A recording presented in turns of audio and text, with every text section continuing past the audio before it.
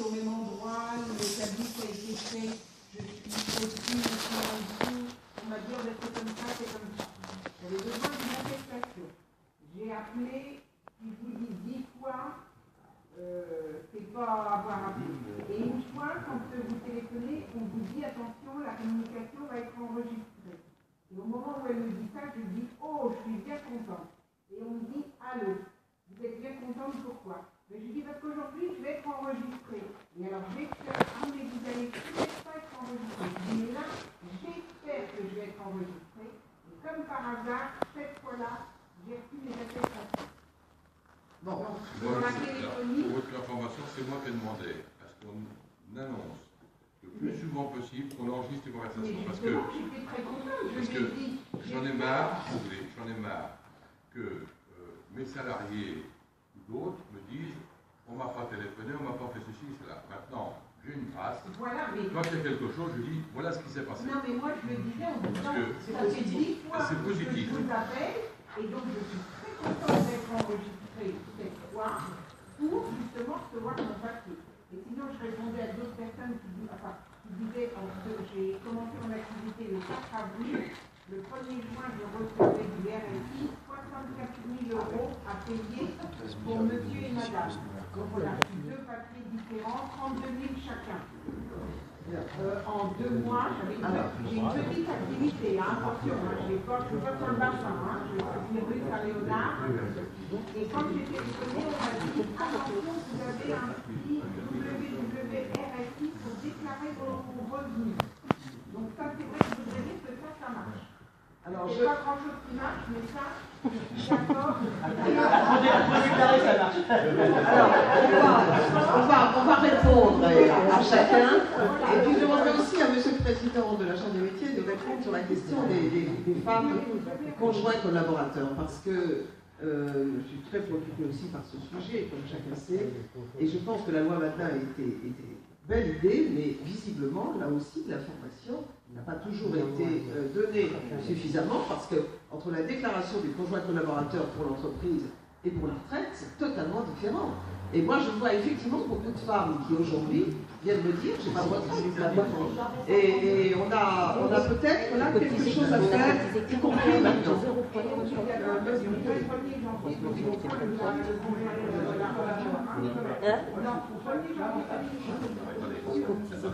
Monsieur. Moi, je veux bien que le RSI et tous les maux de la terre, je ferai tout ce qu'il faudra pour essayer d'améliorer.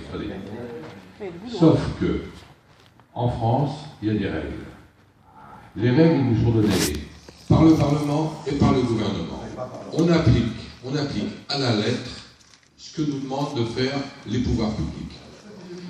Non, mais je vous dis, on ne peut pas faire autrement que ça. Donc, c'est juste attendre que le système implose au niveau de l'État et après ça explose. Si l'État nous fait dire, je vais vous donner un cas particulier. Quand l'année dernière, on a diminué de 4 points l'allocation familiale, à la lecture qu'on a eue au RSI, sous couvert de mon directeur, je m'aperçois que les indépendants ne sont pas concernés. Je monte aussitôt au créneau, je demande un rendez-vous au ministre, et je lui dis, mais comment se fait-il? Ah, M. Fatoum, que vous connaissez, puisqu'il y en a d'autres. M. Fatoum me dit, ah, mais c'est pas prévu dans les textes, vous n'y serez pas. Il a fallu que j'aille voir le conseiller social de M. Hollande pour qu'il nous inclue dans les diminutions des allocations familiales pour les indépendants. 3 jours après, on a reçu un courrier par lequel nous avions inclus. C'est du travail de tous les jours. Ce qui me manque aujourd'hui, si vous voulez, parce que ce que je voudrais simplement vous faire comprendre, et je comprends du fond du cœur votre amertume sur les problématiques des cotisations, des relances, des ceci, des cela. Vous savez, je suis un fils d'ouvrier, je me suis battu toute ma vie pour essayer de m'en sortir, comme monsieur. Je me suis battu toute ma vie, et vous pourriez regarder mon pédigré, vous verrez que je ne suis pas né d'une famille aisée. Et aujourd'hui, je suis bénévole, totalement bénévole. On me rembourse mes frais d'essence et on me rembourse mon autoroute et je suis bénévole. Et je suis fier de l'être. Ce qui me manque aujourd'hui, parce que je suis obligé de régler en permanence avec mes agents de direction les problèmes que vous exposez, on est sorti du tunnel et je pense que on va d'ici le mois de décembre vous annoncer et annoncer à la population des progrès énormes pour que vous soyez servis correctement. Parce que je considère qu'un service public tel que le nôtre doit être efficace et surtout une protection sociale efficace. Et ça, pour moi, c'est indispensable. Par contre, si on avait plus de temps, je vous expliquerai l'amélioration de notre régime par rapport à ses débuts.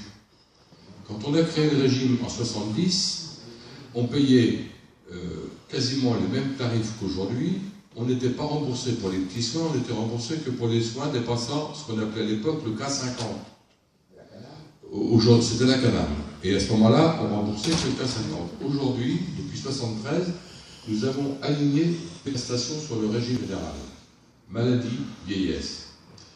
Alors, vous allez me dire, vieillesse, c'est pas possible. Sauf que, pour la vieillesse, c'est plafonné à 2 fois le plafond de la sécurité sociale, monsieur.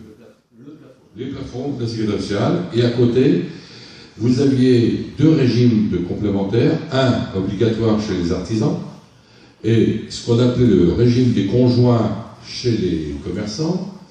On a fusionné les 2 régimes et maintenant on a un régime obligatoire complémentaire, obligatoire pour le titulaire.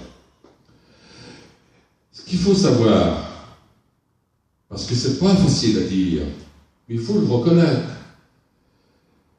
Quand les pouvoirs publics ont imposé que le conjoint collaborateur soit déclaré et paye une cotisation pour avoir des droits propres, ça ne fait pas plus de cotisation, c'est-à-dire que la cotisation initiale est partagée en 2, ou 1 tiers, ou 2 tiers, et chacun a sa part. Souvent, et c'est dur pour moi de le dire, souvent les chefs d'entreprise disent « vous lui donnez le minimum, on verra bien après comment ça se passera ». Voilà comment ça se passe. Et quand on a des reversions, quand on a des choses comme ça, les gens viennent nous dire « mais je comprends pas, mon mari m'a dit que j'avais une couverture sociale ». Eh bien, on lui a donné le minimum de couverture sociale. Bon, j'espère, et je me battrai, et je ne suis pas un féministe, mais je me battrai pour l'égalité des choses. Si j'avais un peu plus de temps, et je le dis clairement, qu'un tiers de mon temps servirait pour améliorer la protection sociale des indépendants, c'est ce qui me plairait. Parce que je travaille avec les parlementaires, quels qu'ils soient, de droite comme de gauche. Quand j'ai une idée, je vais leur exposer. Ils l'appuient ou ils ne l'appuient pas. S'ils ne l'appuient pas, ben j'essaie de convaincre. Quand j'ai augmenté, par exemple, l'indemnité pour les femmes enceintes, chefs d'entreprise. Quand j'ai été reçu la première fois par une sénatrice, elle m'a dit « mais c'est un homme qui vient parler de ça ». Je dis « madame, c'est pas un homme ou une femme, c'est de la santé publique. Quand une mère peut s'occuper de son enfant pendant 3 mois ou 2 mois, c'est de la santé publique. C'est un contact de santé publique qu'il faut voir. C'est pas parce que je suis un homme, on élève son enfant et c'est les premiers mois de la vie de l'un et de l'autre qui font qu'on avance pour la vie. Et là, c'est de la santé publique. Quand on déclare aujourd'hui, quand on s'aperçoit par nos médecins régionaux qu'il y a des gens qui ont eu un accident, je vais prendre un temps typique, un quart d'heure, et on voit que sa pathologie s'aggrave et que ses genoux commencent à être difficiles et qu'on voit que très bien, dans très peu de temps, il ne va plus pouvoir être quart d'heure. On prend contact avec lui et on essaie de le convaincre de changer de métier. Ou, s'il a suffisamment de salariés, d'être le moins possible à genoux. Et pendant 1 an, s'il veut faire de la gestion de son entreprise plutôt que du carrelage, on lui paye 1 an d'indemnité journalière pour qu'il puisse se recycler. On est en train... Mais c'est dans les documents. Comment? 21 € par jour. Mais monsieur, ça correspond. Mais 21 €, c'est au revenu. Non, non, monsieur. Monsieur, 21 € par jour. 21 €, monsieur, c'est quand on cotise au minimum. Ah ben oui, au minimum. Mais moi, je ne cotise même pas au minimum. Donc, vous aurez, malheureusement, ceux qui gagnent 100 € et celui qui gagne 1000 € n'a pas la même cotisation, n'a pas les mêmes prestations dans ces types de prestations. Il a la même, une assurance privée. C'est faux. C'est faux, monsieur. C'est faux. C'est faux. C'est faux parce que il paiera sur les revenus déclarés. Et si vous êtes deux dans la maison, il paiera pour 2 fois. Bon, tandis que moi, vous payez qu'une seule fois. 0,7%. Alors, vous savez, je suis à bout de ces réflexions de gens qui me disent il faut aller à l'extérieur, il faut s'assurer autrement. Sauf qu'il faut. Non, on peut pas. On peut pas, monsieur. Je vous le dis clairement. On peut pas. Devant un député et devant un ancien ministre. On peut pas. Monsieur Marc Le Fur a dit le contraire, monsieur. On dit c'est faux. Il faut crier plus que vous criez plus que nous. Et on ne peut plus dialoguer, c'est du totalitarisme de la pensée dans la démocratie. Alors on peut pas. Non. J'ai fait 400 km pour vous rencontrer. Mais c'est avec plaisir que je vous rencontre. Mais je ne vais pas me crier. Sauf que c'est faux. C'est faux. Mais c'était jugé plusieurs fois. La France est le pays le plus condamné pour violation de ses lois. Non, mais ça a été condamné en Europe. Moi, je veux bien. Moi, ce que je souhaite, c'est qu'on ait une véritable protection sociale qui corresponde à nos besoins. Il ne faut pas perdre de vue que notre solidarité, notre régime de protection sociale, comme l'a dit Madame la Ministre, elle est basée sur la solidarité intergénérationnelle. C'est-à-dire que les jeunes payent pour les anciens, et pour les retraites, c'est les actifs qui payent pour les retraités. Ou un jour on change de système de retraite. Pour l'instant, je ne crois pas que ça soit dans les tiroirs, quels que soient les partis politiques. Mais monsieur, ça ne me convient ou ça ne me convient pas, c'est pas ce qui est dans les tiroirs des politiques. Donc, mais c'est pas parce que les privés, c'est pas parce que des ultra-libéraux souhaitent. Mais si, monsieur,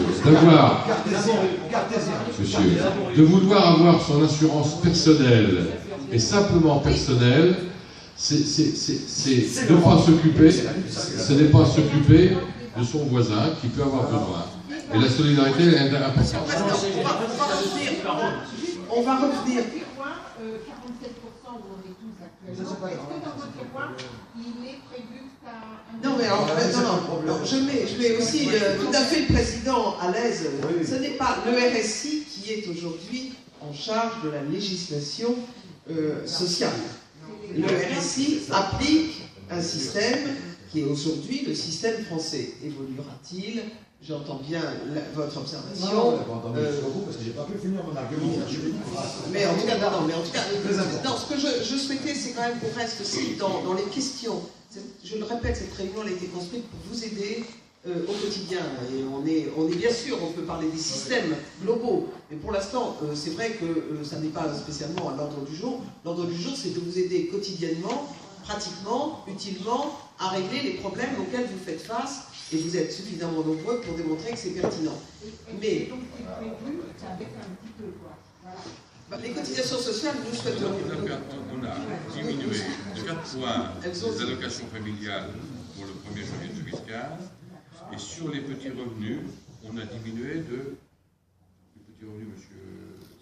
de 2,5% à peu près Oui, non, sur l'ensemble des cotisations. 2,5 sur les petits revenus. Ça baisse, mais dans le même temps, vous avez des charges qui augmentent par ailleurs, etc. Donc j'ai bien le sentiment que vous n'avez pas de... Ce que je voulais dire tout à l'heure, on va parler d'un banquier. C'est pas le RSI qui peut aller discuter pour le banquier. Mais madame, vous vouliez dire quelque chose. Allez-y. Je suis commerçante artisan, parce que justement j'ai pris l'artisanat parce que je vends pas des bonbons, je vends du fil et ça paye pas. Ça cash, hein, c'est pas ça que je me fais vivre. Donc à côté, je fais couture, repassage pour essayer de mettre un peu de beurre dans les épinards, sinon il y a longtemps j'aurais mis la clé sur la porte.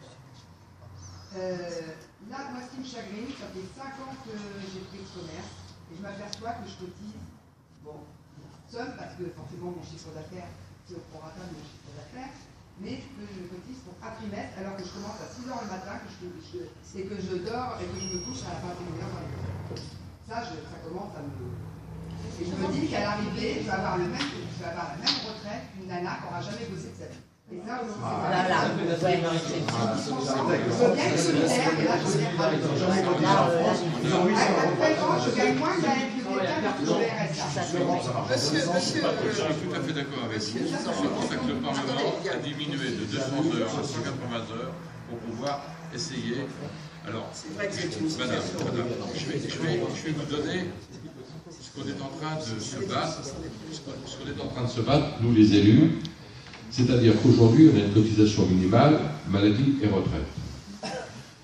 On considère, nous, que plus la conjoncture économique est extrêmement difficile, on devrait diminuer la cotisation maladie, depuis qu'on a le régime universel, la CMU et tout ça, et transférer cette somme-là sur la vieillesse pour qu'on puisse avoir validé d'office ces 4 trimestres.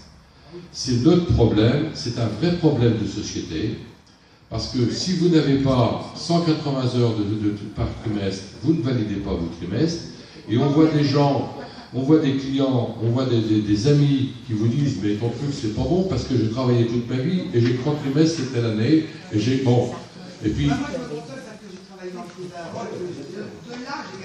Non, mais ce que je veux dire, madame, c'est que votre problème, on l'a pris à bras-le-corps et on va proposer pour le prochain PLFSS, alors, c'est peut-être un peu de l'hébreu pour vous, mais c'est le plan de financement pour la sécurité sociale, c'est-à-dire toutes les choses qui vont être mises dedans. Et on souhaite que l'État retienne de dire on ne change pas la cotisation minimum de base, sauf qu'on transfère le trop-plein, entre guillemets, qu'on considère de la maladie vers la vieillesse, pour que d'office sur la minimum, on ait 4 trimestres de validité. Et à mon avis, si nos parlementaires nous suivent, et c'est des choses qu'on demande depuis 7 à 10 ans, mais aujourd'hui, que l'économie est difficile, il faut qu'on le fasse. Quand on a demandé de diminuer de 200 à 180 heures pour valider un trimestre, c'était un débat très long. Il fallut que je rencontre tous les présidents de groupes parlementaires, la présidente de la commission sociale au Sénat, les présidents et les vice-présidents à l'Assemblée nationale, pour qu'ils comprennent ce que je voulais. Parce qu'ils ont du mal à comprendre qu'un commerçant, on a 60%, madame, de 60% de commerçants qui touchent à peine le SPIC dans leur travail. 60%. Rendez-vous compte. Moi qui suis restaurateur, mais c'est très difficile. Et je le dis du fond du cœur, si on pouvait vendre, je suis restaurateur, si je pouvais vendre l'assiette à mon client, le prix qu'elle me revient pour pouvoir vivre normalement, j'ai plus de clients. Le problème il est là. Le problème il est là, c'est qu'on ne peut plus réellement vivre et vendre des prix parce qu'il y a du marketing des faits à droite et à gauche, il y a des multinationales qui viennent et qui vous vendent tout et n'importe quoi à des prix défiant toute concurrence. Et quand il faut, nous, essayer de s'aligner, eh ben, on ne peut pas. Ou on n'a pas de salarié, et c'est le conjoint qui fait le travail avec vous, ou si on a un salarié, on a du mal à faire le prix de revient d'un produit qu'on devrait faire. Ceux qui étaient dans le textile, moi j'ai connu dans une autre vie le textile. On avait un coefficient de 2,2 en moyenne sur le textile. Aujourd'hui, il est à 1,8, entre 1,7 et 1,8. Ça fait 4 points de différence. Ces 4 points-là, c'est ce qui vous manque pour vivre. Donc, je veux bien que le RSI ait tous les mots du monde, mais je me bats... Non, attendez, voilà. Ce que je veux dire par là, c'est que je me bats avec mes collègues élus, qui sommes comme vous, commerçants artisans, pour améliorer la vie des collègues. On va avoir le plus souvent, et on écrit très souvent aux parlementaires pour nous aider, parce que quand il faut passer un message, il n'y a que par le Parlement, et on essaye que on trouve des parlementaires qui, le mardi pour l'Assemblée nationale, le mercredi pour le Sénat, qui en question, je dirais, orale, posent la question au ministre pour qu'on ait des vraies réponses. Et à ce moment-là, ça bouge un peu plus, et on arrive à faire avancer les choses.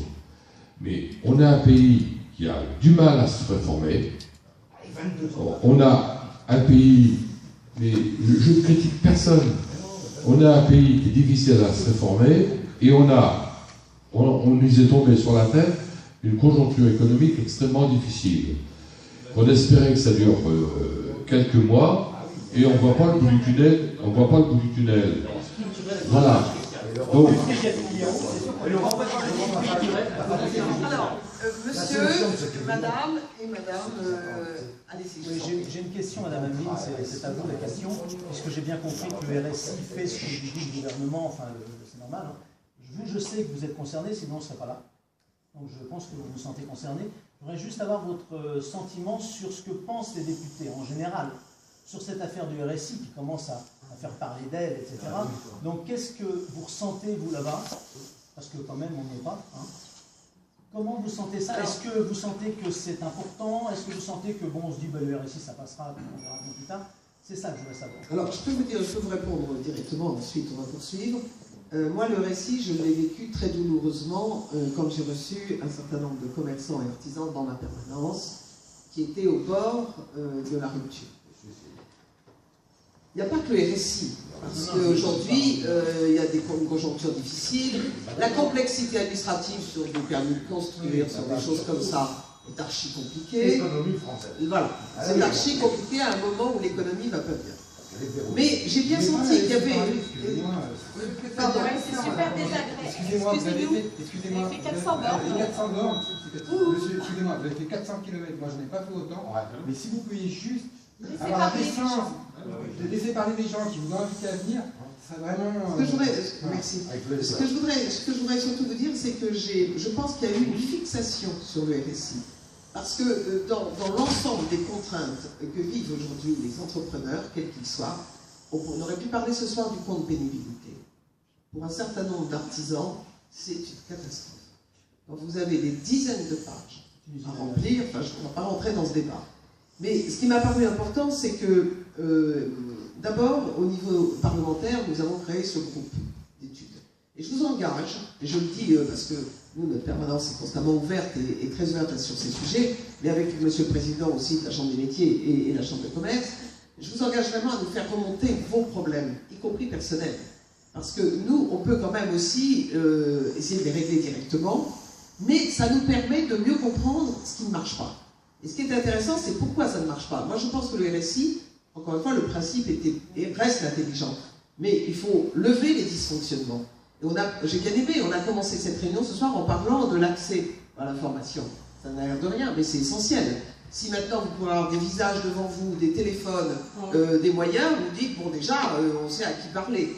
Mais nous sommes très concernés. Et je peux vous le dire parce que moi qui ne suis pas à la commission des affaires sociales, je fais partie de ce groupe, parce que je considère vraiment que tout ce que nous devons faire pour lever les obstacles, c'est déjà très difficile d'entreprendre. C'est encore plus difficile quand la conjoncture ne sert pas. Mais si en plus il y a des obstacles qui ne devraient pas être là, parce que moi je persiste à penser que notre système, d'ailleurs je suis bien placé je suis souvent à l'extérieur, et on me parle souvent du système social français, y compris administratif, parce que même s'il est compliqué, il est quand même de haut niveau en termes de qualité et de prestations, et le privé peut aussi avoir ses défauts, même si je suis libérale de formation. Donc nous sommes concernés.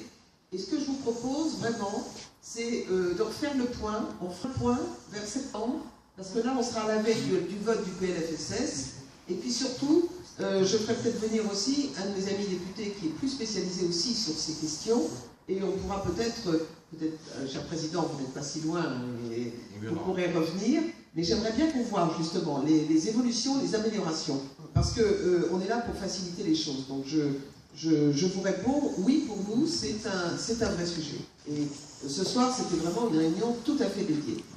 Si vous voulez bien répondre, alors oui, madame, et puis on va refaire un tour. Alors nous avons quelques entreprises en France qui se font appeler RSI, qui envoient donc des courriers d'appel à cotisation à un certain nombre d'entreprises.